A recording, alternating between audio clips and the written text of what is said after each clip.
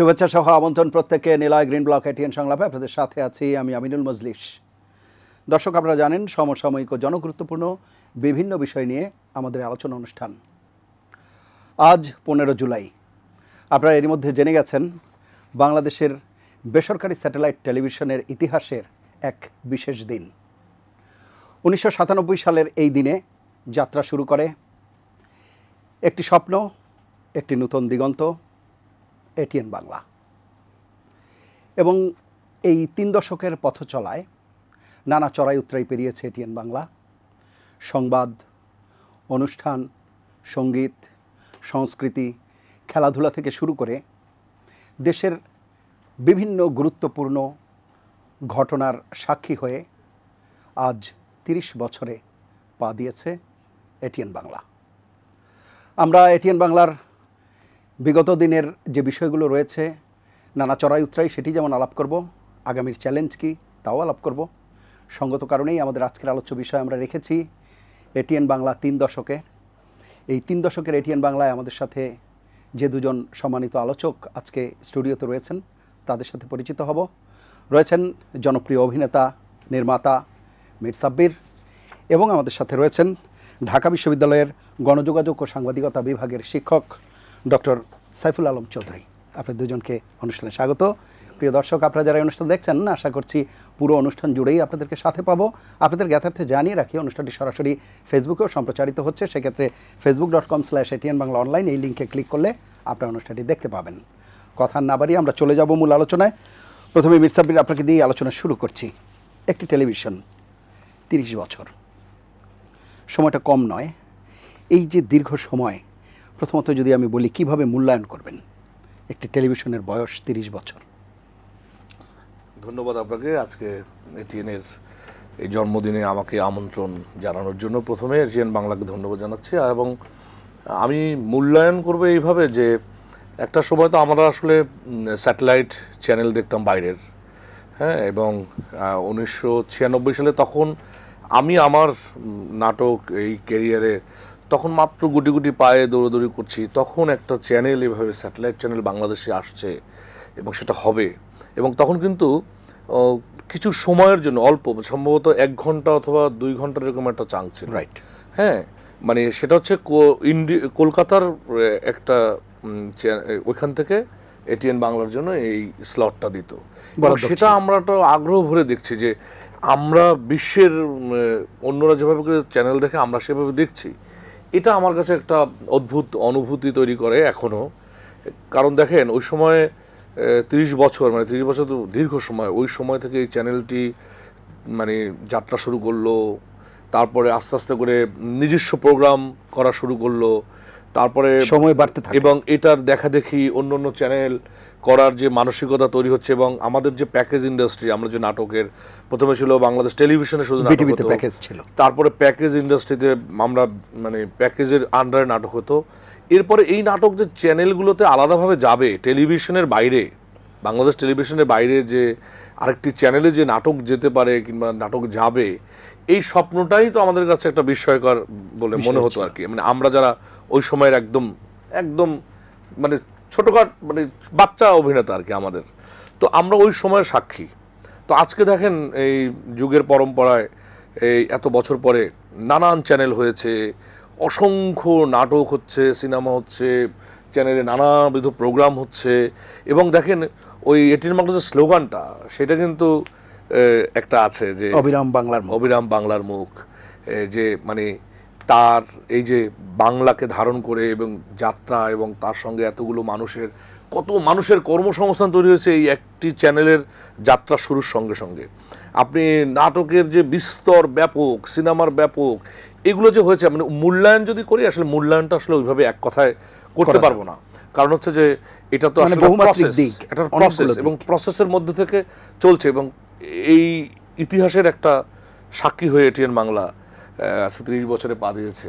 এটা আমার কাছে সবচাইতে বড়। এবং এটিএন বাংলাকে আমি এই কারণে হৃদয়ের অন্তঃস্থল থেকে ধন্যবাদ জানাই, যারা এর সঙ্গে সংশ্লিষ্ট কর্তৃপক্ষ, মালিক, তারপরে যারা এখানে অর্গানাইজার ছিল, যারা মাথায় মানে নিয়ে স্বপ্ন দেখেছে, তাদের সবাইকে আমার মূল্যায়ন করতে চাই এইভাবে যে আপনাদের জন্যই আজকে আমরা একটা নতুন যাত্রার মধ্যে আছি আর কি। আমি আরও বিস্তারিত আলাপ করব বিভিন্ন বিষয়ে। আমি একটু শুনে আসি। ডক্টর সাইফুল আলম চৌধুরী রয়েছেন আমাদের সঙ্গে। ডক্টর সাইফুল আলম চৌধুরী, গণমাধ্যমকে দেখছেন দীর্ঘদিন থেকে, আপনি নিজেও গণমাধ্যমে কাজ করেছেন, এখন গণমাধ্যম পড়াচ্ছেন। একটি টেলিভিশনের 30 বছর এটিএন বাংলাকে দিয়েই যদি এর তাৎপর্য বা গুরুত্ব কি বহন করে, কি অবদান রাখলো, বিষয়গুলো যদি একটু মূল্যায়ন করেন। দেখেন, সাব্বির ভাই তো প্রোগ্রামের কথাটা বললো, আমি আপনাকে একটা ঘটনা বলি। সেটা হচ্ছে কানসার্টের কথা মনে আছে? জি। এই কানসার্টের সম্ভবত 2006 কি 2007 আমি নিজেও কভার করতে গিয়েছিলাম। আমরা যখন সাংবাদিকরা যাই, আমি তখন টেলিভিশন চ্যানেলে, তো প্রথম আমরা যখন ঢাকা থেকে যাই, যখন চাঁপাইনবাবগঞ্জ থেকে আমরা যখন কানসার্টে ঢুকি, প্রথম বাজারে নামার পরেই প্রথম আন্দোলনকারীরা প্রথম ডায়লগ ছিল শিল দিয়ে নিব। তা আমি আসলে ওই অঞ্চলের ভাষা বুঝতাম না। আচ্ছা আচ্ছা। করেসপন্ডেন্ট জিজ্ঞেস করলাম, বলছে রক কেটে দেবে। কেন হচ্ছে ওই সময়ে যে 2-3টা চ্যানেল, মানে কয়েকটা চ্যানেল ছিল, 4-5টা, তার মধ্যে একটা চ্যানেল ঠিক নিউজটা করেনি। আচ্ছা। ইম্প্যাক্টটা কীরকম দেখেন। শুনলাম ওই সময় বাজারে ওই টিভি চ্যানেলটা চলছিল, লিটারালি মানুষ ওই টেলিভিশন সেটটা নিয়ে ভেঙে ফেলেছে। আচ্ছা। এই ইম্প্যাক্টটা কিন্তু আপনি এখন বুঝতে পারবেন না এই ডিজিটাল যুগে, এত মিডিয়ার সময়। এটিএন বাংলার যখন শুরুর দিকে নিউজগুলা, তখন কিন্তু অনেক বেশি ইম্প্যাক্টফুল ছিল। হ্যাঁ, তারপরে এক সময় কিন্তু আমরা লাইভ করতে পারতাম না, এক সময় ডিএসএনজি দিয়ে লাইভ করতাম। সো আপনি তারপরে তো ধরেন যে যারা কেবল অপারেটর, তাদের সাহায্য নিয়ে লাইভ করতে, এখন তো লাইভ এখন করা যায়, যে কেউ করতে পারে। আপনি ফেসবুক মোবাইল দিয়ে করতে পারেন। একটা সময় ছিল বাংলাদেশের নিউজ, যদি আপনি টেলিভিশন নিউজ যদি চিন্তা করেন, তাহলে নানান স্ট্রাগলের মধ্যে গিয়েছে। এবং এই স্ট্রাগলের মধ্যে অনেকগুলো পায়নের, 2-1টা পায়নের যদি আপনি ধরেন, তার মধ্যে কিন্তু এটিএন বাংলাকে আপনার রাখতে হবে। হুট করে এই জায়গাটা কিন্তু একদিনে আসা যায় না বাংলাদেশে। হ্যাঁ, আপনি টেলিভিশন সাংবাদিকতাকে যদি ধরেন, যে আমি প্রোগ্রামটা বলছি না কারণ এটা সাবির ভাই এক্সপার্ট, ওইটার আমার জায়গা না, কিন্তু আপনি টেলিভিশন সাংবাদিকতাকে যদি ধরেন, তাহলে আপনাকে এই চ্যানেলগুলোর অবদান আপনাকে বলতেই হবে। হ্যাঁ, সেক্ষেত্রে এটিএন ডেফিনেটলি পায়নিয়ারদের মধ্যে একজন, এটিএন বাংলা। সো আপনি দেখেন এখনও পর্যন্ত এই যে আপনি সিগনেচার টিউন যেটা নিউজের, অনেক টেলিভিশন চ্যানেল হয়েছে, কিন্তু আপনি এটিএন বাংলা নাম শুনলেন না, অন্য রুমে আছেন আপনি, কিন্তু সিগনেচার টিউনটা মানুষ বোঝে। হ্যাঁ, স্টিংটা যখন। হ্যাঁ। সো এই যে এইটার ইম্প্যাক্ট একদিনে নয়, কিন্তু অনেক, ওই যে আপনি বললেন অনেক চড়াই উতরাই, এটা চড়াই উতরাই আমরা হয়তো সামনে আলোচনা করবো, সাবির ভাই বলবেন। আমি আলাপ করবো। সাবির ভাই, একটি বিষয় আপনি বলবেন কিনা, মানে আমরা যেহেতু স্মৃতিচারণও করতে চাই, এটিএন বাংলার সাথে আপনার অনেক স্মৃতি আছে। আমার এটিএন বাংলার সাথে অনেকগুলো স্মৃতি আছে। মানে আমি তখন ওই নাটকে তো বিটিভিতে আমি এনলিস্টেড হয়েছি, এখানে তো অনেক ধরনের স্টারগুলো আছে আমার লাইফে, সুযোগ পাওয়া না পাওয়া এগুলো বিষয়গুলো অনেক কিছুই আছে, সেটা আমরা না বলি, সেই আলোচনায় না যাই। আমি যে বলছি যে প্রথম স্মৃতি হচ্ছে যে তখন এটিএন বাংলাতে ওই যে স্লট যেটা হতো, সেই স্লটে একটা প্রোগ্রাম ছিল লিপসিং প্রোগ্রাম। আচ্ছা। মানে ঠোঁট মিলানো গানে গানে। তো তখন তো আমাদের বয়স কম, গানটা গাইতেন না, খালি না ওই লিপসিং প্রোগ্রামই ছিল একটা, এবং খুব জনপ্রিয় ছিল এটি। মানে হয়তো পুরনো বাংলা গানকে রিমেক করে তারপর হচ্ছে লিপসিং এর প্রোগ্রাম করতে। তো আমার মনে আছে 96-97 ওই সময়ে, তখন যেহেতু আমাদের একদমই অল্প বয়স, আমরা তো নাটক করার জন্য নানান ওয়ে, তখন অনেক চার্ম কাজ করতে, না সুযোগের অপেক্ষা, সুযোগ মানে আমাকে অভিনয় করবো, এখন তো সুযোগ তো একদম। হাসানুদ্দৌলা ভাই ক্যামেরাম্যান ছিলেন বিটিভির, তো উনি বললো যে শোনো, তুমি তো দেখতে দেখতে খারাপ না, ভালোই আছে, একটা লিপসিং প্রোগ্রাম করবা নাকি? আমি বললাম যে কিসের লিপসিং প্রোগ্রাম? বললো যে এটিএন বাংলাতে এরকম যাবে স্যাটেলাইট চ্যানেলে, করবা নাকি? আমি বললাম যে আমি পারবো। বললো যে হ্যাঁ তুমি পারবা, চলো করো এটা। আমাকে আচ্ছা ঠিক আছে, কোথায় দেখাবে? এটিএন বাংলায় দেখাবে। আমাকে যাক, তাহলে একটা সুযোগ তো পাইলাম তাহলে, এবং গানে লিপসিং করবো আমি, এবং সেই লিপসিং প্রোগ্রাম আমি করলাম, এবং সেটা এটিএন বাংলাতে গেল। প্রথম লিপসিং প্রোগ্রাম দিয়ে কিন্তু এটিএন বাংলা আমার সেই 97, আমার ধারণা সেটা আর্কাইভে আছে কিনা, আই এম ইন ডাউট। তো আরেকটা জিনিস, সবচেয়ে মজার স্মৃতি আমার যেটা মনে আছে, ওই লিপসিং প্রোগ্রামের হাত ধরে আরও কয়েকটা লিপসিং করা হয়েছে, এবং আমি এবং আমার স্ত্রী চুমকি, আমাদের পরিচয় হয়েছিল এই এটিএন বাংলার এই লিপসিং প্রোগ্রাম করতে গিয়ে। একটা অনুষ্ঠানে উপস্থাপনা করার জন্য চুমকি গিয়েছিল, এবং আমি ছিলাম ওই লিপসিং প্রোগ্রামের একটা আর্টিস্ট, আর চুমকি ছিল হচ্ছে উপস্থাপিকা। কিন্তু চুমকির আসলে সেই উপস্থাপনাটা করা হয় নাই, কিন্তু সম্পর্কটা রয়ে গেছে। এই সম্পর্ক এখন তো আমরা এটিএন বাংলাকে আপনি ঘটক তো বলতে চান? ATN Bangla one kind of হচ্ছে স্যাটেলাইট ঘটক। হ্যাঁ, আমার জীবনের শুরুর সেতু বন্ধনের একটা তৈরি করেছে। ইয়ে। এরপরে আমি তো অভিনয় তারপরে তো 2099 সালের পর থেকে আমি নিয়মিত অভিনয় সুযোগ পেতে শুরু করলাম, এবং তখন আস্তে আস্তে করে তো এটিএন বাংলার প্রচুর নাটকে আমরা অভিনয় করেছি, অসংখ্য নাটক। এটা আমি আসলে এখন হিসাব করে বলতে পারবো না যে কত নাটকে আমরা অভিনয় করেছি, কত সিরিয়াল করেছি, কত। তখন কিন্তু ওই যে প্রথম শুরু হলো এই যে 26 পর্বের নাটক, প্রথমে মেগা ধারাবাহিক যেগুলো 13 পর্বের নাটক, কিন্তু এটিএন বাংলাতে প্রথম দিকে শুরু হলো এই যে 26 পর্বের নাটক, তারপরে শুরু হলো 52 পর্বের নাটক। এই যে নাটকের যে বিস্তার এবং লম্বা দীর্ঘ নাটকের যে পরিক্রমা, এটা কিন্তু এটিএন বাংলার এখান থেকে শুরু। এরপরে 2007 অথবা 8 সালের দিকে গিয়ে প্রথম আমি একটি নাটক করি এটিএন বাংলার জন্য, এবং সেটার নির্মাতা আমি। আচ্ছা। এবং খুবই ভয়ে ভয়ে সাহস করে, তখন অজিজ আলী খান উনি ছিলেন, তা আমি তার কাছে আসি, এখন আছেন, হ্যাঁ। তো ওনার কাছে আসি এবং ওনাকে আমি বলি যে আমি এরকম একটি নাটক করতে চাই এবং নাটকের আইডিয়া আমার কাছে আছে। তখন সে বলে, তুমি একজন অভিনেতা, তুমি অভিনয় করো, তুমি এখনই নির্মাণে যাবা এত অল্প বয়সে? আমি বললাম যে না, আমি এটা করতে চাই, কারণ আমার খুব ইচ্ছা। বলে যে প্রপোজাল দাও।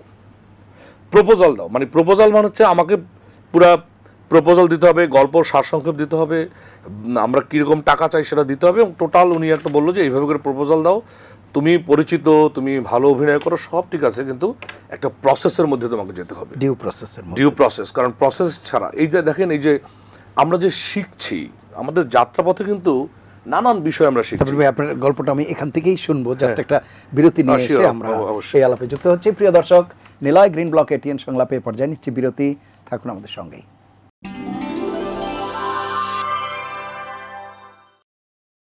ফিরে এলাম নিলয় গ্রিন ব্লক এটিএন সংলাপে। এতক্ষণ সাথে থাকার জন্য ধন্যবাদ জনাব মীর সাব্বির।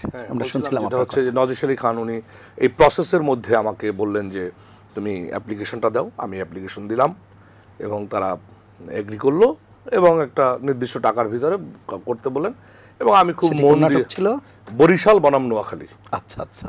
মানে বরিশাল বনাম নোয়াখালীর প্রথম যে নাটকটি, সেই নাটকটি আমার এই কনসেপ্ট এবং আমার ডিরেকশন, এবং তারপরে তো আঞ্চলিক ভাষায়, হ্যাঁ, তারপরে তো আঞ্চলিক ভাষায় বরিশালের এখন অসংখ্য নাটক হয়, তারপরে নোয়াখালীর ভাষায় অনেক নাটক হয়। কিন্তু ধরেন বরিশালের ভাষাটা বেশ জনপ্রিয় হওয়ার পিছনে আমি মনে করি যে আমার চিন্তা তো অবশ্যই, চিন্তার তো একটা মূল্য আছে, যেহেতু এটা মেধাসত্ব বলি আমরা, কিন্তু প্রমোট করার ক্ষেত্রে এটিএন বাংলা এই তখন আমাকে এই সুযোগটা দিলেও, এবং সেই নাটকটি সেই বছর 2008 সালে আমার যতদূর মনে পড়ে, বাংলাদেশে তখন অনেকগুলো চ্যানেল, এই সমস্ত চ্যানেলের মধ্যে টিআরপি ছিল তখন। আচ্ছা। টিআরপিতে নাম্বার 1 হলো বরিশাল বনাম নোয়াখালী। এবং নওয়াজ আলী খান, আমি তখন দেখা করতে আসছি, সে আমার পিঠে হাত রেখে বলতেছে যে ব্রেভো মাই সান, আমাকে সে বলল। আমি তখন খুবই মানে মুগ্ধ হলাম তার আচরণে। বলল যে এই যে বাবার মতো করে যে পিঠে হাত দিয়ে যে একটি সাহস জোগানো এবং যে সামনের দিকে চলা, এবং সে বললো যে তুমি সেকেন্ড আর একটা পার্ট করো যেটা কোরবানির ঈদের জন্য। তখন আমি আবার সেকেন্ড পার্ট করলাম কোরবানির ঈদে। এই যে জনপ্রিয় নাটকের যে ধারা, হ্যাঁ, তারপর হচ্ছে যে এই যে আঞ্চলিক, ধরেন আমাদের তো ভাষা বিকৃত নানানভাবে হয়েছে, শুদ্ধ ভাষা, আমার প্রমিত বাংলা ভাষা, এগুলো তো নানানভাবে বিকৃতি হয়েছে নাটকে। তো আমরা তখন চিন্তা করলাম যে বিকৃতির হাত থেকে অ্যাটলিস্ট নিজেকে বাঁচানোর জন্য হলো যে আমি আমার আঞ্চলিকতাটাকে মানে নিজের বুকের মধ্যে নিয়ে কিছু কাজ করি, যেহেতু এই কাজটা আমি ওন করি। তখন আমরা এই কাজটা করলাম, এবং নওয়াজ আলী খান এবং এটিএন বাংলার তখন যারা ছিলেন সবাই মিলে যে উৎসাহটা দিলেন, এটা আমার জীবনের একটা অন্যতম ঘটনা। আজকে ওইটাই আসলে আঞ্চলিক ল্যাঙ্গুয়েজের প্রথম। হ্যাঁ, আঞ্চলিক নাটকের বরিশাল বনাম নোয়াখালীর আঞ্চলিক নাটক, যেমন ধরেন বৃন্দাবন দাসও করেছেন, হ্যাঁ, ওই পাবনার ভাষায়, কুষ্টিয়ার ভাষায় যেমন আমাদের লাবলু ভাই করেছেন। কিন্তু ধরেন সিগনিফিক্যান্ট একদম ওই অঞ্চলের নাম মেনশন করে নাটক করা, এবং হচ্ছে যে তারা করেছে ভাষার, কিন্তু আমি যেমন ধরেন করেছি একদম সিগনিফিক্যান্ট নোয়াখালী শব্দ, বরিশাল শব্দ, মানে আমি ওদেরকে মনে করেন যে, এবং এই দুটো ভাষার প্রতি মানুষের এক ধরনের আগ্রহ আছে, সেই আগ্রহটা আবার ওই ভাষা ধরে একটা মজা দুই অঞ্চলের, এবং সারা পৃথিবীর মানুষ, মানে আমি অবাক হয়ে যায়। তখন তো ডিভিডি ছিল, এখন তো ধরেন ইউটিউব, অনেক আপনার অনলাইনে এখন ভিউ টিউ নানান কথাবার্তা শুনি। তো আমার মনে আছে তখন ডিভিডি, এই স্টেডিয়াম মার্কেট থেকে ডিভিডি দেশের বাইরে তখন ডিভিডির আগে ওই যে ভিসিআর ছিল না, ভিসিআর ছিল আরো আগে। হ্যাঁ আরো আগে, হ্যাঁ আমি বলছি আমাদের নোয়াখালীর এই তখন নোয়াখালী DVD, তখন ডিভিডি, এই যে বিভিন্ন দোকানে DVD মানে চালাতো। মুড়ি মুরকির মতো এটিএন মিউজিক থেকে তখন এই হ্যাঁ এটিএন মিউজিক একটা চ্যানেল ছিল ওদের, Right. ওইখান থেকে ডিভিডি তারা বের করতো। ছাড়ছে। এবং আমি তখন খবর নিয়েছিলাম যে এই ডিভিডি যে কত লক্ষ পিস মানে বিক্রি হয়েছে, মানে মানে জনপ্রিয়তা এবং হচ্ছে যে মানুষের যে ভালোবাসা এবং চ্যানেলের নাটকে ওন করা, এটা এখনকার সময়ে যে এত চ্যানেল, এত ইউটিউব, এত এই কেওয়াজের মাঝখানে আমি ওই অনুভূতির কথা, আপনি মূল্যায়নের কথা জানতে ছিলেন না, তা মূল্যায়নটা আসলে মানে সময়ের সঙ্গে সঙ্গে নানান রকম ভাবে মানে আমার মনে হয় মানে হয় বিচরণ করে। তো এটিএন বাংলার এই আজকে জন্মদিনে 30 বছরে নানান স্মৃতি হয়তো আরো আমি জানি না, আপনি প্রশ্ন করতে করতে হয়তো কিছু কিছু ঘটনা এরকম চলে আসতে পারে। জি, আমি হয়তো প্রিপারেশনস নাই এরকম। জি জি, সমস্যা নেই, আমি আবারও আসবো। আমি একটু শুনে আসি ডক্টর সাইফুল আলম চৌধুরী, যে বিষয়টি আমরা বলছিলাম যে একটা সময়ে টেলিভিশন দেখতো মানুষ পরিবারের সবাইকে নিয়ে, এখন টেলিভিশনটা হাতের মুঠোয় চলে এসেছে মোবাইলে। এই দুইয়ের যে পার্থক্য, এটিকে কিভাবে দেখেন? দেখেন, এটা তো সাবির ভাই কিছু বলেছেন তার মাঝখানে, সেটা হচ্ছে আমরা আসলে কি প্রযুক্তির তো একটা জায়গায় স্ট্যাটিক থাকে না কখনো, রাইট? আপনি একটা সময় আমরা যখন সাংবাদিকতা করেছি কম্পিউটার বাংলাদেশে ছিল না, আমরা ওই যে নিউজ প্রিন্টের স্ল্যাগে লিখতাম। সো ওখান থেকে কম্পিউটার আসলো, অনেকের ভয় ছিল চাকরি চলে যাবে, না তা আসলে তো যায়নি। হ্যাঁ, তারপরে আপনার আমাদের দেশের টেলিভিশন, একসময় স্যাটেলাইট টেলিভিশনে খবর যাবে এটাও যাই হোক, টিভির মাধ্যমে টেরেস্ট্রিয়ালে আসলো, তারপর স্যাটেলাইট আসলো নিউজের, এবং 24 আওয়ার্স নিউজ চ্যানেল আসতেও কিন্তু আমরা 2007-06 আসছি আর কি। তো সেই জায়গাটায় আপনার যেটা বলছেন যে এখন অনেকের বাসায় টেলিভিশন সেট আছে, কিন্তু টেলিভিশনটা খেলা ছাড়া খুব বেশি খুলে কিনা বা অন করে কিনা, এটা একটা বড়, বাচ্চারা থাকলে কার্টুন দেখে বোধহয়। হ্যাঁ, হয়তো কার্টুন দেখে, হয়তো ইউটিউব দেখে, ঠিক আছে। সো এই যে প্রযুক্তির কারণে, কারণ আপনি এখন নিউজ জানবেন, আগে কি করতে হতো, আগে এক সময় শুধু আমরা পত্রিকায় দেখতাম অথবা টেলিভিশনে খবরই দেখতাম। এখন কিন্তু আপনি যে কোনো ঘটনা ঘটছে, সেটা ঢাকায় হোক বা দেশের বা বিদেশের যে কোনো প্রান্তে হোক, আপনি কিন্তু মোবাইলটা বের করলে পেয়ে যাচ্ছেন। তার মানে কি টেলিভিশন সংকুচিত হচ্ছে? টেলিভিশন সংকুচিত হচ্ছে, কিন্তু আপনি শুধু আমাদের দেশে না, আপনি যদি আমি সংবাদের জায়গাটা যদি বলি, রাইট, তাহলে দেখেন আপনি আপনার একটা যদি এখন হচ্ছে কি, এটা আপনার এক ধরনের হাইব্রিড মিডিয়া সিস্টেম হয়ে যাচ্ছে। হাইব্রিড সিস্টেম হচ্ছে আপনার ধরেন টেলিভিশন আছে নিউজে, সেটা মেইন আইডেন্টিটি, আপনার এরপরে অনলাইন আছে, এরপরে সেখান থেকে আপনি ডিজিটাল মিডিয়াতে যাচ্ছেন, মানে আপনি সোশ্যাল মিডিয়াগুলোতে যাচ্ছেন, যেই ধরনের নেচার, যে ধরনের ক্যারেক্টার বা ইন টার্মস অফ ভিউয়ার্সের দিক থেকে বা তাদের চাহিদার দিক থেকে সার্ভিস প্রোভাইডারদের, আপনি সেরকম করে কিন্তু নিউজটা সাজাচ্ছেন। আপনি ফেসবুকে যেরকম দিচ্ছেন, ইউটিউবে কিন্তু সেরকম স্টোরি দিচ্ছেন না, আবার টেলিভিশন সংবাদ আরেক ধরনের দিচ্ছেন, কিন্তু মূল জায়গাটা কিন্তু আপনার হয় আপনার টেলিভিশন, না হয় আপনার পত্রিকায় রয়ে গেছে এখনো সংবাদের জায়গায়। হ্যাঁ, সেখান থেকে সেই ধাঁচে কিন্তু আপনি সাংবাদিকতাটা করছেন। হয়তো আপনি টেলিভিশনের জন্য দুটোই ভিজুয়াল মিডিয়া, ধরেন ইউটিউব যদি আমি বলি বা ফেসবুক যদি বলি, টেলিভিশন আপনার ভিজুয়াল মিডিয়া, কিন্তু দুটোর কন্টেন্টের আপনার প্রেজেন্টেশন কিন্তু ভিন্ন। সো এখন মানুষ টেলিভিশন তারপর নিউজ দেখছে, কারণটা হচ্ছে আপনি ফেসবুকে লাইভ হচ্ছে, টেলিভিশনে লাইভ হচ্ছে। এখন এটা হচ্ছে আপনার দর্শকের চাহিদার উপরে, সে যেটাতে অভ্যস্ত। এখনও দেখবেন যে বাসায় অনেকে পত্রিকায় নিউজ পড়তে অভ্যস্ত, সেই যুগের মানুষও রয়ে গেছে। আচ্ছা, ফলে এটা অনেক কিছুর উপরে নির্ভর করে। তবে হ্যাঁ, টেলিভিশনের এবং পত্রিকার অ্যাজ ওয়েল দুটোরই একদিকে ভিউয়ার্স, আর একদিকে হচ্ছে পাঠক যে কমেছে, এটা অস্বীকার করার উপায় নেই। আমি আসবো, আরও বিভিন্ন বিষয়ে হয়তো কথা বলবো। মির সাব্বির, আপনার কাছে আসি। যে কথা বলছিলেন, এই 30 বছরে নাটকের ভাষা, গল্প, অভিনয় শৈলী সবই তো এক ধরনের পরিবর্তন দেখেছেন আপনি। সেই পরিবর্তনটাও যদি একটু মূল্যায়ন করেন, কারণ আমরা কি যখন বই প্রকাশের যে বিষয় ছিল, সেখানে প্রুফ রিডিং ছিল, একটা সম্পাদনা পরিষদ ছিল, এখন হয়তো চাইলেই অনেকে বই প্রকাশ করে ফেলে এবং তার মানের অবস্থা কী হয় সেটিও মোটামুটি জানা। টেলিভিশনের ক্ষেত্রেও একটি নাটকের প্রিভিউ কমিটি থাকতো, বা নাটকগুলো যেটা আপনি ডিউ প্রসেসের কথা বলছেন, এখনকার অবস্থা সার্বিকভাবে যদি একটু তুলনা করেন। দেখেন, আমরা যে মিডিয়ামে কাজ করি, টেলিভিশনের নাটক, ধরেন আমরা কিন্তু আমাদের যে নাটক যে আমরা করি, অভিনয় শিখেছি যাদের, এটা গুরুমুখী বিদ্যা। মানে আমাদের গুরুরা আমাদেরকে যেভাবে করে টিচিং দিয়েছেন, পড়িয়েছেন, যেসব বিষয় পড়তে বলেছেন, যেসব গল্প, যেসব কবিতা আমাদেরকে পড়তে বলেছেন, এটা বুদ্ধিবৃত্তিক চর্চার মধ্যে আমাদের কিন্তু রেখেছেন তারা, এবং সেটার আদলেই কিন্তু আমরা আস্তে আস্তে করে বড় হয়েছি।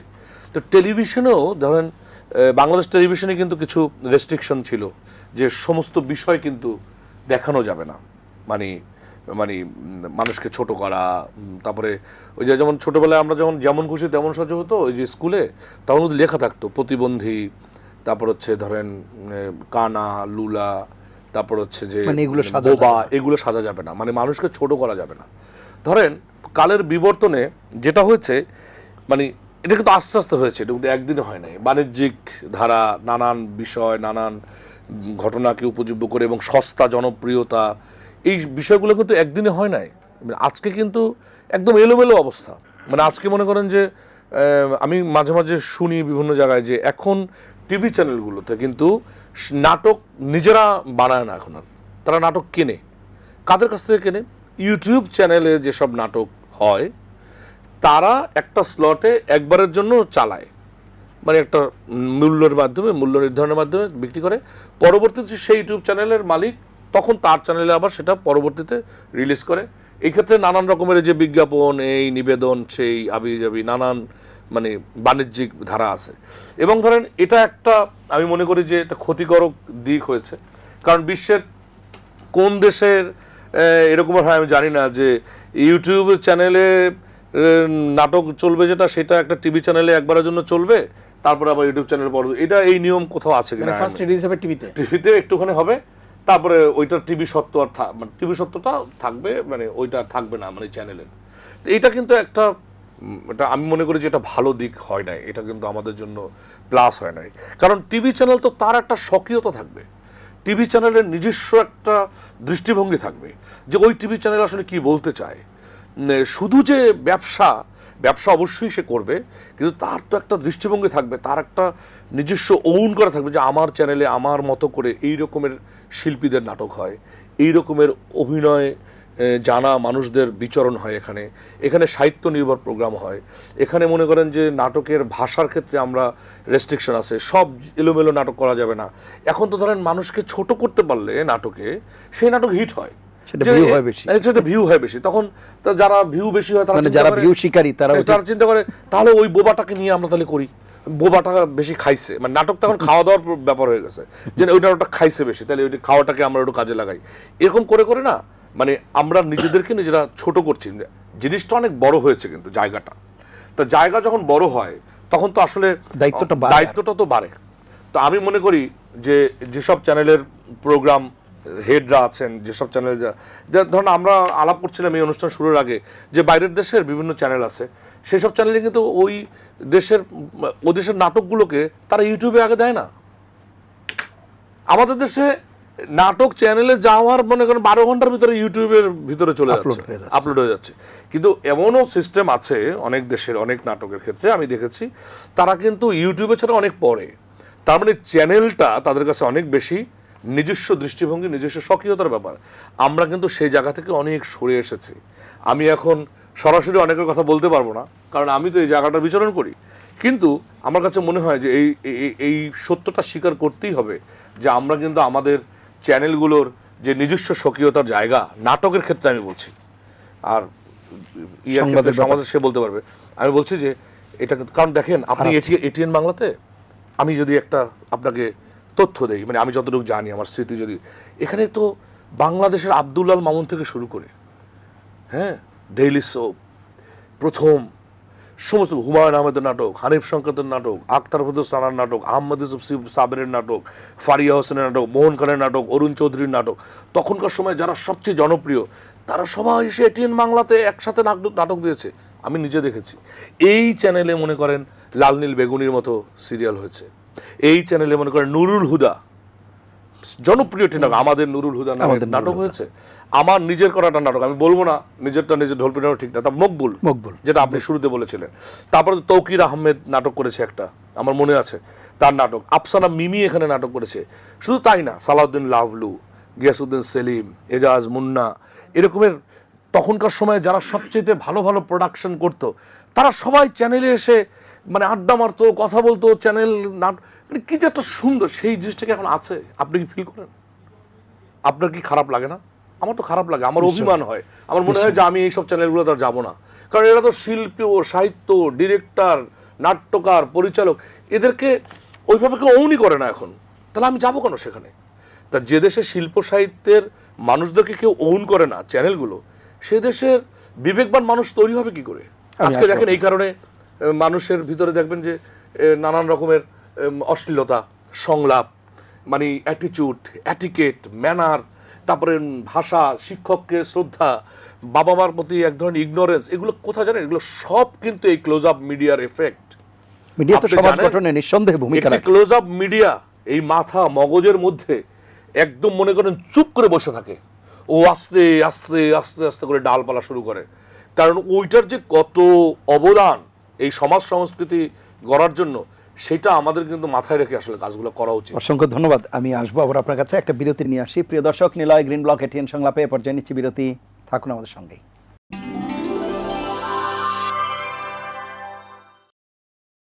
ফিরে এলাম নিলয় গ্রিন ব্লক এটিএন সংলাপে। এতক্ষণ সাথে থাকার জন্য ধন্যবাদ। ডক্টর সাইফুল আলম চৌধুরী, শুনছিলাম আমরা যে কথাটি বলছিলেন মীর সাব্বির, আসলে আমরাও তো গণমাধ্যমের ছাত্র হিসেবে যেটি জানি যে একটা মিডিয়া তো যেমন বলি যে two recreate the people, two educate the people, তারা আবার টু ইনফর্ম দ্য পিপল, তাদেরকে আবার টু ইনফ্লুয়েন্স দ্য পিপল। তো এই যে গণমাধ্যমের কাজ, সেই কাজের জায়গায় বর্তমানে আমরা যদি বলি, জাস্ট এখানে মূল্যায়ন করতে বসিনি নিশ্চয়ই, এবং সেই দৃশ্যতা আমাদের নেই, কিন্তু তারপরও যদি একটি আলাপও করি, সময়ের পরিক্রমায় প্রযুক্তির তো উন্নয়ন হয়েছে, কিন্তু আমাদের মেধায় মননে কি উন্নয়ন পেলাম? একটা হচ্ছে, আমি আবারও বলছি, আমি শুধু নিউজের দিকটা বলছি, যেহেতু সাবির ভাই এটাতে এক্সপার্ট, আমার অভিজ্ঞতা অনেক। সো আমি মানে আমাদের দেশে হয় কি, আমাদের দেশে গণমাধ্যমটাকে একটা হচ্ছে সাবির ভাই যেটা শেষের দিকে বললো, যে অবক্ষয় যে শুধু যে ওনার ডিরেক্টলি প্রোগ্রাম, নাটক, মানে সঙ্গীত এই জায়গাটা হয়েছে তা না, নিউজও হয়েছে। এটা আপনার এটা যদি কেউ বলে যে মানুষের রুচির পরিবর্তনের কারণে, তাহলে আপনি ফেলে দিতে পারবেন না। আবার কেউ যদি বলবেন যে আপনি অর্থনৈতিক বা বাণিজ্যিক কারণে আপনি আসলে, কারণ সংবাদ কি যাবে, প্রোগ্রাম কি যাবে, এটা একটা গেটকিপার আছে। দ্যাটস ওয়াই এটা কিন্তু মেইন স্ট্রিম মিডিয়া, এটা কিন্তু সোশ্যাল মিডিয়া না, এখানে গেটকিপার থাকে। এখানে দেখেন, বাংলাদেশের মিডিয়াতে কিন্তু সিগারেটের বিজ্ঞাপন যেত, যখন সরকার পলিসি করলো সেটা আমরা মেনে চলি। কেন? একসময় বাংলাদেশের পত্রপত্রিকা, টেলিভিশন চ্যানেল না, পত্রপত্রিকায় রেপ ভিকটিমের ছবি ছাপা হতো, নাম যেত, কিন্তু যখন আমরা বুঝতে পারলাম এটা আসলে অন্যায়, চরম অন্যায় একজন রেপ ভিকটিমের জন্য, এখন আমরা সেটা করি না। তার মানে কি, আসলে বিবর্তনের মাধ্যমে আমরা শিখছি, ভালোগুলোই গ্রহণ করেছি। কিন্তু আলটিমেটলি যে জায়গাটা আছে সংবাদের দিক থেকে দিতে গেলে আসলে একটু ডিফারেন্টলি দেখতে হবে। সেটা হচ্ছে, এইটা যেহেতু অনেককেই ক্ষতিগ্রস্ত করে বা এফেক্ট করে, ওভাবে না বললেও, তাহলে এইটার আসলে অনেক ধরনের প্রেশার একটা জিনিস আছে, এক নাম্বার। দুই নাম্বার হচ্ছে, আপনি এইটার জন্য বলি যে আমি মিডিয়া, আসলে মিডিয়াকে আপনি যদি আলোচনা করেন, তাহলে আপনাকে যে কোনো দেশের পলিটিক্যাল সিস্টেমের সাথে প্যারালাল করে আপনাকে আলোচনা করতে হবে। কিন্তু সামাজিক যোগাযোগ মাধ্যমের কারণে কি আপনার কাছে মনে হয় কিনা যেটি একটু চ্যালেঞ্জের মুখেই পড়লো, এবং এই প্রতিনিয়ত আপনাকে পরীক্ষা দিতে হচ্ছে? এমনিতেই তো মিডিয়াকে প্রতিনিয়ত পরীক্ষা দিতে হয়, কিন্তু এই যে বিশ্বাসযোগ্যতার পরীক্ষা, আস্থার পরীক্ষা, সেটি দিতে হচ্ছে না সংবাদে? আমি যদি ভুল না করি, আপনি যেটা ইন্ডিকেট করছেন, তখন যেটা ভাইরাল হচ্ছে সেটার প্রতি নিউজ মিডিয়াগুলো ঝুঁকছে। আসলে নিউজ মিডিয়ার টার্গেট কি? আসলে নিউজ মিডিয়ার টার্গেট হচ্ছে, যেহেতু এটা বেসরকারি মাধ্যম, আমার অনেক ভিউয়ার্স থাকবে, দর্শক আমার কন্টেন্টগুলো পছন্দ করবে, নিউজগুলো পছন্দ করবে, বিশ্বাস করবে, রিলায়েবল মনে করবে, তারা আমার প্রতি এক ধরনের ফেইথ থাকবে। আপনাকে আমি একটা ক্যালকুলেশন দিই, মানে আমাদের বিজনেস মডেলে যে ভুল, মানে আপনি ধরেন মোহাম্মদপুর, মিরপুরে কত লোক থাকে আনুমানিক? আপনি তো এখন, আমরা তো বলছি যে এখন শুধু টেলিভিশন চ্যানেলেই টেলিভিশন দেখছে না, হাতের মুঠোয় টেলিভিশন দেখছে। ওকে, তাহলে এক মোহাম্মদপুরে, মিরপুরে অ্যাটলিস্ট 2 লাখ লোক থাকে ধরেন, আরও বেশি হবে, অনেক বেশি হবে, অনেক বেশি হবে, ঠিক আছে? আচ্ছা, ধরেন 5 লাখ লোকের হাতে যদি একটা করে মোবাইল সেট থাকে, তাহলে 5 লাখ ভিউয়ার্স আছে। আপনার ফেসবুকে বা ইউটিউবে কেন স্টোরিগুলো 5 লাখ ভিউ হয় না? সেটা কি কেউ প্রশ্ন করেছে? শুধু আমি একটা অঞ্চলের কথা বলছি, ঢাকা শহরের। জি, ঠিক আছে। তার মানে কি, আসলে আপনি জনগণের নিডসটা আপনি ফুলফিল করতে পারছেন না, দ্যাটস ওয়াই সে দেখছে না, দ্যাটস ওয়াই সে রিলস দেখছে। এবং সে যেটা রিলস ভাইরাল করছে সেটার আঙ্গিকে আপনি আসলে নিউজ করছেন, অর্থাৎ তার চাহিদা পূরণ হচ্ছে না দেখে সে যেটাতে চাহিদাটা পূরণ করছে সেটার বাই প্রোডাক্ট আপনি তৈরি করছেন। ফলে কিন্তু হওয়ার কথা ছিল সে আমার বাই প্রোডাক্ট হবে। কারণ মিডিয়া পাবলিকের এজেন্ডা সেট করে দেয়। আপনি মানেন বা যেরকম বিতর্ক করেন না কেন, মিডিয়া, আপনি তো আসলে প্রতিদিনের পত্রিকার পেজ মেকআপ করছেন, আপনি আসলে নিউজের বুলেটিনের রান অর্ডার সাজাচ্ছেন, আপনি আপনার প্রোগ্রামের নাটকের করছেন। তাহলে আপনি এখনো পর্যন্ত কি যে নোয়াখালী, বরিশাল ধরেন, এরপরে চট্টগ্রামের অনেক হয়েছে, সিলেটের অনেক হয়েছে, এগুলোর আগ্রহ কমে গেছে? আমি মনে করি না। আপনি দেখেন, এই যে সাবির ভাই বললেন যে ধরেন পার্শ্ববর্তী চ্যানেলগুলোতে, কলকাতার চ্যানেলগুলোতে, তাদের দেখবেন তাদের একটা সিরিয়াল শুরু হলে ওদের বলে যে 12 মাসে 13 পার্বণ। কোনো পার্বণ কিন্তু ওদের বাদ নাই যে সিরিয়ালে না থাকা, অর্থাৎ জীবনের অংশ। আজ পর্যন্ত কি বলতে পারবেন যে বর্তমানে যে নাটকগুলো চলছে চ্যানেলে, সেগুলো জীবনের অংশ কোনো নাটকের আছে? বাঙালির কোনো উৎসব, বাঙালির শুধু কি ঈদ আমাদের উৎসব? মানে সব উৎসবের কথাই আপনি বলছেন। সব উৎসব, অর্থাৎ জীবনের পার্ট। আপনি নিউজ তো কোত্থেকে আসবে? নিউজও মানুষের জীবন থেকে আসবে। ঢাকা শহরের কয়টা সমস্যার কথা আপনার কোন টিভি চ্যানেলে যায়? আপনি দেখবেন, মানে এক সময় ছিল, আমি বলতাম কি বলে যে পলিটিক্স, ক্রাইম, সিনেমা, তারপর আসলে যোগ হলো ক্রিকেটটা শেষ হয়ে গেছে আমাদের, সিনেমা শেষ হয়ে গেছে, নিউজে নাই। এগুলো দেখবেন এই 4টাই নিউজের অংশ ছিল এক সময়। আর নিউজে তো আসলে এক্সক্লুসিভ কোনো কিছু এখন শুধুমাত্র আপনি পলিটিক্স এন্ড রিলেভেন্টের মধ্যে। আমরা অনেকেই বলতে শুনি যে আগে যে সময় পত্রিকা ছিল, সেই সময় পলিটিক্যাল লিডার এবং অন্যান্য যারা অফিস আদালতের লোক ছিল, তাদের যে প্রোগ্রামগুলো প্রেস ক্লাবে হয়তো কোনো বক্সে ফেলে দিত, যেটা আমাদের এখানে হয়তো 8ম পাতায় বা 7ম পাতায় ছাপাই হতো না, সেই সবগুলো এখন এখানে হেডলাইন হয় বা নিউজ হয় যখন টেলিভিশনে আসে। কিন্তু আপনি দেখেন, কোনো একটা টেলিভিশন চ্যানেলে অথবা কোনো একটা পত্রিকায় খুব ভালো একটা ইনভেস্টিগেটিভ রিপোর্ট হয়েছে, সেটা ফেসবুকে ভাইরাল হয়নি? আপনি বলেন তো। তাহলে আপনি শুধুমাত্র পলিটিক্স এর মধ্যে যদি আপনার নিউজের এজেন্ডা হয়, তাহলে আপনার দর্শকের রুচি তো আপনি তৈরি করবেন। ওই যে আপনি যেটা বললেন, টু পারসুয়েট, টু ইনফ্লুয়েন্স, হ্যাঁ, সেটার দায়িত্ব তো আপনাকেই দেওয়া হয়েছে, কিন্তু সেই দায়িত্ব তো আপনি পালন করছেন না, যেভাবে হোক, ঠিক আছে, পালন করছেন না। ফলে ওই অবক্ষয়টা সৃষ্টি হচ্ছে, যেটা দোষ দিচ্ছেন এই কি বলে স্মার্টফোনের কারণে, এইটার দায় কিন্তু আপনার আমার উপর আছে, আমাদেরও আছে, নিঃসন্দেহে নীতি নির্ধারক যারা আছেন তাদেরও আছে। সাবির ভাই, আমরা অনুষ্ঠানের শেষের দিকে আছি, সময় তো দ্রুতই আসলে চলে যায়। এই যে এখন এসে আমরা তো অনেক মূল্যায়ন করবার চেষ্টা করলাম, প্রত্যাশার কথা যদি শুনতে চাই, কিংবা টেলিভিশনগুলোর কাছ থেকে, বিশেষ করে এটিএন বাংলার যেহেতু আজকে বর্ষপূর্তি, সুতরাং তাদের কাছেও তো এক ধরনের প্রত্যাশা বা চাওয়া থাকেই, সেই জায়গায় যদি একটু আলাদা। প্রত্যাশা তো অনেক, মানে প্রত্যাশার সঙ্গে তো আশা জড়িত আর কি। আমরা তো আশায় বুক বাঁধি, এবং দেখেন এই প্রত্যাশা শব্দটি কিন্তু সে যখন শুরু হয়েছে তখনও আমরা এই আশায় বুক বেঁধেছি, আজকে 30 বছর পরেও আমরা প্রত্যাশার আশায় প্রাপ্তির ব্যবধান যাতে কমে আসে। যেমন ধরেন, এই যে আজকে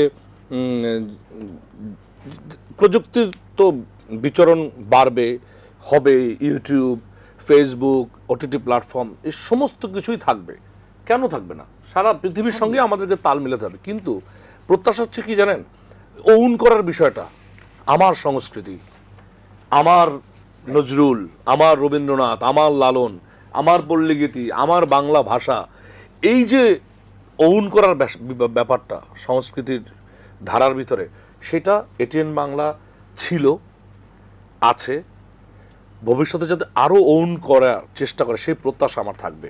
আর হচ্ছে কি জানেন, আরেকটা জিনিস আমি বলি, এটা না বললেই নয়, যে এই আমাদের নাটকের, যেহেতু আমি নাটকের মানুষ, আমি ঘুরে ফিরে নাটকের কথা বলছি, কারণে নাটকের বিষয়বস্তুর একটা ব্যাপক অবক্ষয় হয়েছে আমাদের দেশে।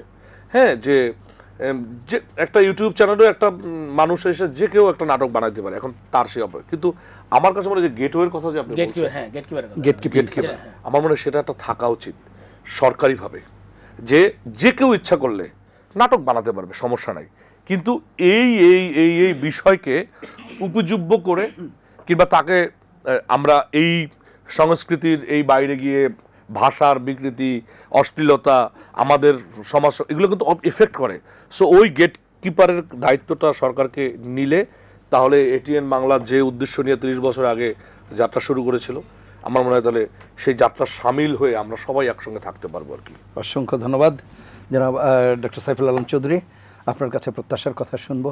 প্রত্যাশা একই কম, বিশেষ করে ধরেন, সংবাদের হ্যাঁ, ক্ষেত্রে। সংবাদের ক্ষেত্রে আমি মনে করি যে বাংলাদেশে এখনো পর্যন্ত প্রতিষ্ঠিত চ্যানেলগুলোর এটিএন বাংলার মতো তাদের গ্রহণযোগ্যতা এখনো আছে, দর্শক তাদেরকে বিশ্বাস করে নিউজ। হ্যাঁ, আপনি বলতে পারেন, অনেকে বলতে পারে যে ক্রেডিবিলিটি, এটা আপস অ্যান্ড ডাউনস, এটা কারণ আছে নিউজ হচ্ছে সবচেয়ে ফ্রেশ জিনিস, বাসি কোনো দিন নিউজ হয় না, তাই তো? সো ফলে আপনার এটা আপস অ্যান্ড ডাউনস করবে, কিন্তু আপনার যদি যেটা বললেন থাম রুল, যে আমার ক্রেডিবিলিটির এই দেখেন, এটা মানে সংবাদের দিক থেকে নিরপেক্ষতাই হচ্ছে আপনার কাছে মানে আমার প্রত্যাশা, মানে এটিএন বাংলার কাছে যদি যে এটিএন বাংলা কেন, যে কোনো নিউজ চ্যানেলের কাছেই আমার প্রত্যাশা হলো, আমার কেন যে কোনো সাধারণ দর্শকেরই প্রত্যাশা হচ্ছে নিরপেক্ষভাবে কারো পক্ষ না নিয়ে আসলে উনি নিউজটা করবেন। সেইখানে বাস্তবতায় নিরিখে আসলে মানে দর্শকদের চাহিদা পূরণ করবেন, এইটুকুই হচ্ছে। অসংখ্য ধন্যবাদ আপনাদের দুজনকে অনুষ্ঠানে অংশ নেওয়ার জন্য। প্রিয় দর্শক, এই ছিল আজকের নিলয় গ্রিন ব্লক এটিএন সংলাপ। সম্মানিত দুজন আলোচক যে কথা বললেন, 30 বছরে পা দিয়েছে এটিএন বাংলা। সময়ের সাথে সাথে প্রযুক্তি বদলায়, মাধ্যম বদলায়, মানুষের অভ্যাসও বদলায়, কিন্তু যে প্রতিষ্ঠান মানুষের আস্থা ও বিশ্বাসকে অটুট রাখে সেরকম একটি নাম এটিএন বাংলা। দীর্ঘদিন থেকে সেই বিশ্বাস এবং আস্থা দর্শকের তারা ধরে রেখেছে। আমরা বিশ্বাস করি আগামীতেও এই ধারা অব্যাহত থাকবে। এটিএন বাংলা আরও জনমুখী হবে, আরও সৃজনশীল হবে, সেই প্রত্যাশায় বিদায় নিচ্ছি। সবাই ভালো থাকবেন, সুস্থ থাকবেন। আশা করি এটিএন বাংলার সঙ্গেই থাকবেন। আল্লাহ হাফেজ।